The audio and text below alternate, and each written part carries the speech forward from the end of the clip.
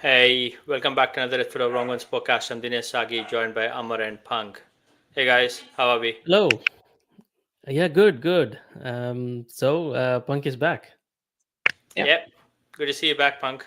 I know you thanks. deserted us over the weekend, but good to have you back.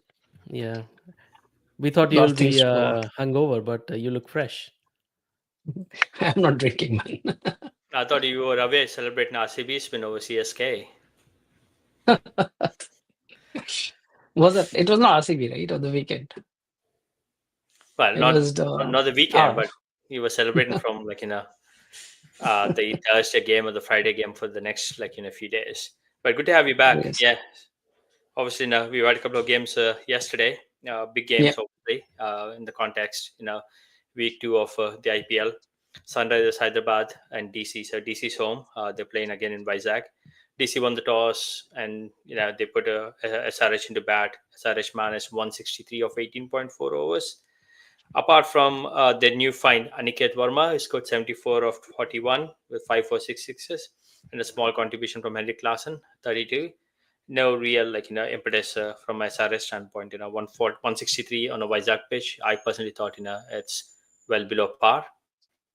And obviously, for once, it's good to see a bowler's perspective. Mitchell Stark, we always talk about how good he is in the red ball cricket and what he's done for Australia. Finally, lit the IPL. He got a 5 for 35 off his 3.4 overs. And Kuldeep Yadav, who's been so consistent for DC, picked 3 wickets. In response, Delhi managed to chase the target in 16 overs. Fraser McGurk for 38, Faf 50 off for 27 deliveries, Abhishek Porel 34, and Tristan Stubbs towards the end 21. So they all sort of contributed. But yeah, the big news is SRH with all the firepower and the batting, 163 for me is well below par on any pitch given the batting lineup. So maybe Punk, I'll start with you. Your thoughts on uh, one, Akshar winning the toss and obviously put in SRH batting. We know history when SRH bats first, they can be really really lethal. But very brave call from Akshar Patel and DC. Yeah. So like the two perspective as captain, right? So one thing is like with SRH batting first, right?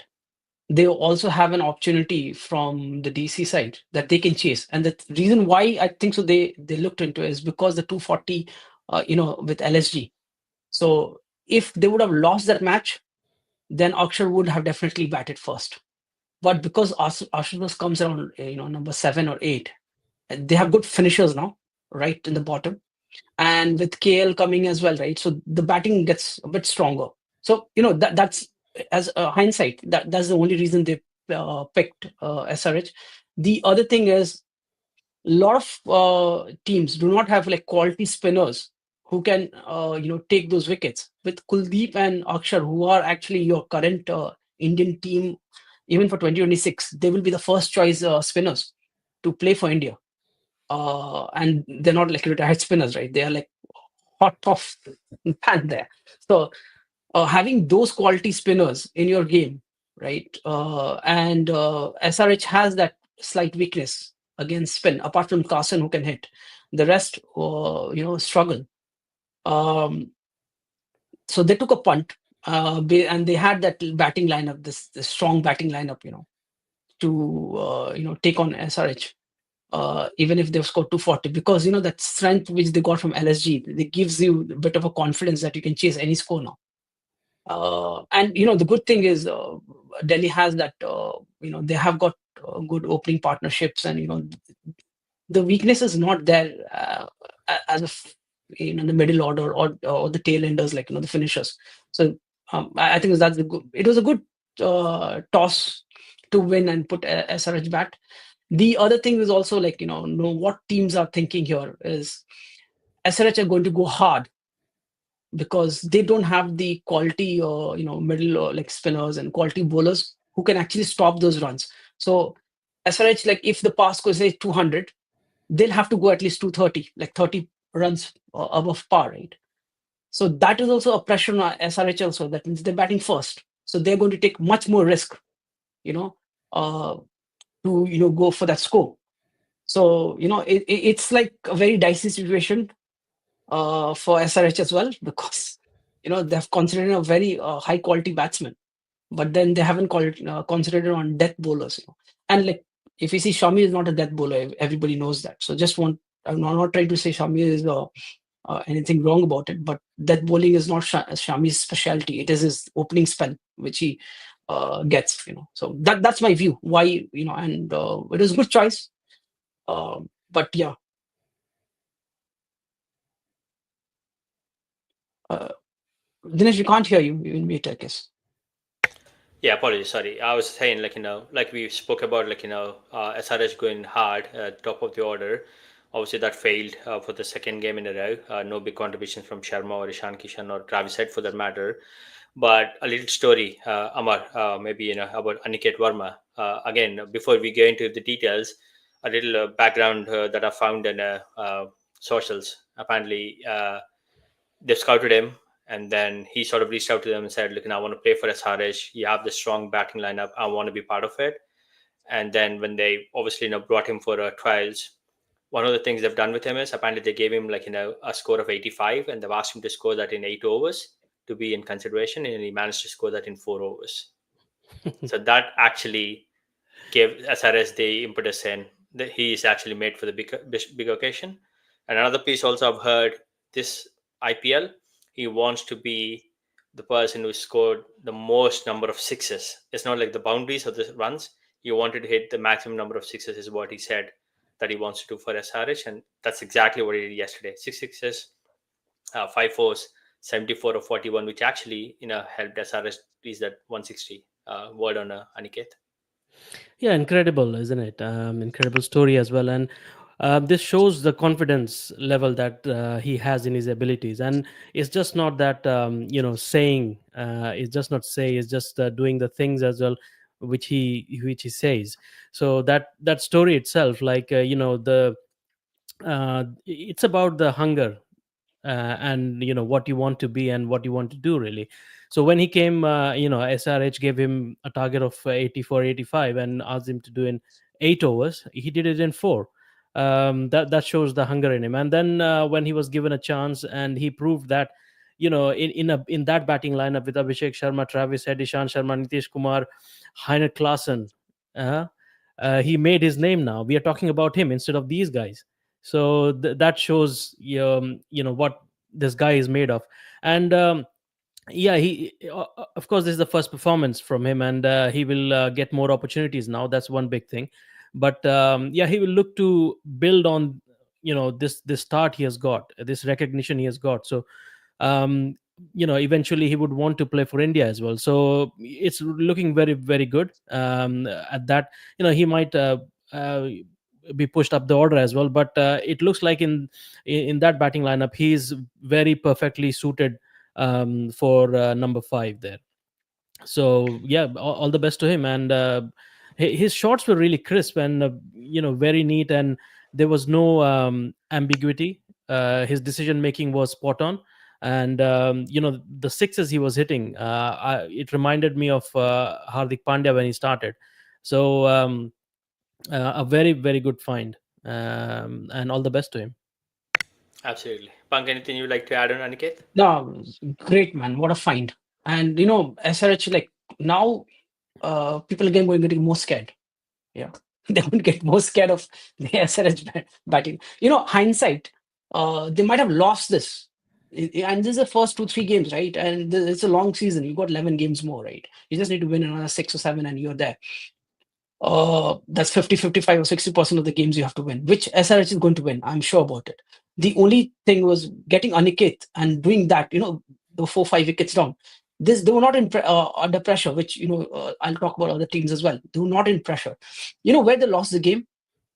I'll tell you, there were 2 wickets which actually changed the point of the game, right? One was Avinar Manohar, stupid shot. Like, I won't use the 3 stupid, I may use 5 stupids, and Cummins. Okay. The reason why I'm telling you is he was going at a great gun, 11 runs, right? You cannot, you just come in and how many, he just played 4-5 balls. You cannot, you just Absolutely. cannot come and come and start hitting. Mhm. You have to give the batsman who is going great guns, yeah, get him you just rotate a strike, and it was just 11 or 12th over, right? Just two more overs, man. Just two more overs, and the score would have been 200 plus. Same thing with Cummins. He came and then he tries to hit Kuldeep Yadav. Come on, man. You're trying to hit one of the best international bowlers, right? Who's like, taking Babar Azam for a toss. Yeah. He's made him his bunny. And you're trying to, hit Kuldeep Yadav. Both of these guys, right? You have, the great players understand how to, take the game and try to take it longer. There's a Aniket Verma who's going great guns, he's smashing those spinners. And then you come and try to, replicate that. This is something which, and see, if it was like the first or second wicket, okay, and Abhinav Manohar would have done that, it makes sense because you're continuing the score, right? You're coming after you have like a bowling all-rounder in Pat Cummins. You can't call him a batting all-rounder, right? Yeah, You have to take the game deep. You know, Aniket was going in, just give him the singles and, and that's where SRH lost the game. Frankly speaking, they were going at 10, 11 runs, at that. They were playing really well. What Verma did, yeah, and just to add to that, with that pressure, with so many wickets lost, he came out and there was a catch dropped, If you remember, there was a catch. It was a difficult catch. It got dropped. He didn't stop. He went on, and that shows what, Ahmad talked about. That hunger is there, that I'm here. I want to show the world what I'm capable of, and I can do it. So just to add that, in that pressure, doing this is brilliant. absolutely right. All they had to do is just take a single, let him continue his work, and you never know. Another 20, 30 runs could have been a different game, right? Absolutely. But obviously, let's not forget about Mitchell Stark, 5 for 35 on his return. Obviously, he's done well for DC since his comeback into the IPL setup. Yeah, maybe a word on Stark, even though he did concede a few runs, but I think taking those wickets up the order and also again contributing towards the end sort of changed the course of the game for SRH. Amar. Yeah, a brilliant bowling performance, and you can see that he was up for the task, and he took Travis Head early on, and Ishan Kishan, and also Nitish Kumar Reddy. So these big wickets, and he was bowling really good lines, and he was getting that bounce as well. So it was really difficult to play him. And in a way, he played on to, or he played um, on the, I would say, kind of a weakness when you go for when you have a batting lineup and you have a reputation for making big scores. Batsmen up front, they think that okay, we can go for the big hits up front, but also that is due to good batting lineup as well. So yeah, he kind of understood that, and he was bowling really good lines. At times he did feed them those wider balls, like for example Ishan Kishan was there. That ball was there to be hit, and he took a chance, and then he was caught. So these kind of clever bowling from Stark. So of course, a brilliant, did he take 5 wickets, isn't it? Absolute brilliant bowling up front, took the wickets up front, and also took the wickets lower down the order as well. But and you see that the match, the batting, Sunrisers batting, they couldn't bat full 20 overs because of brilliant bowling, and of course, like Pang mentioned, some silly mistakes as well from them. Absolutely, and obviously from DC standpoint, everyone sort of expected, Jake Fraser McGurk is going to go ballistic and just score like in a 250 strike rate, whatever. But surprise, surprise, it's Faf. Man, what striking, since he stepped on, 50 of 27 deliveries, 3 4s, 3 6s. He actually took both Shami and sort of Pat Cummins to the cleaners. They both considered quite a few runs, and that sort of put Hyderabad on the back foot right from the board. Punk. Yeah, he still looks like 30, right? He's 40, but like you see his training videos and all that, he's really quick and he's a good fielder. Actually, you see a lot of people when what happens around 40, right? They will become like impact subs and stuff, right? They come back, and then we have few people at 37 who are just coming for 4 balls and getting out. and do nothing on the ground. Yeah, so that shows you the commitment towards the game, towards fitness, and it just shows you if you're fit, you get the extra seconds. You might not be like talented, but hard work also helps out. So that shows you how good your fitness can help on the ground and also batting as well. Brilliant, and like the good thing about Faf is he plays straight. His bat comes straight, and like that's what it was needed. He was like bang on.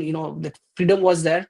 Maybe the first game, you don't know how good your middle order is, how good your finishing, the end of the game is. Now because DC knows that they've got like an Ashutosh coming at 7 who can actually take the game away, right?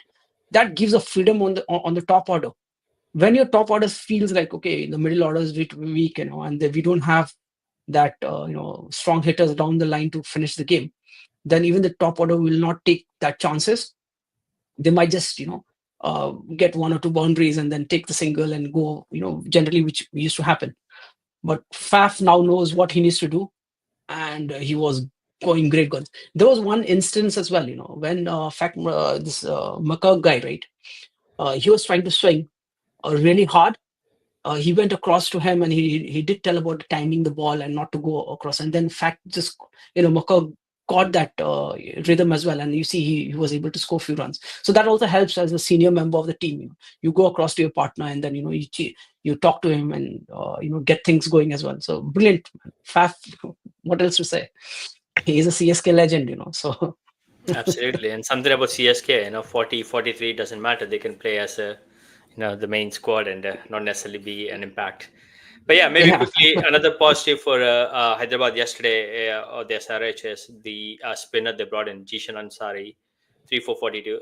He did concede few runs, but he was brilliant. He managed to pick those 3 wickets that essentially what SRH managed from a bowler standpoint.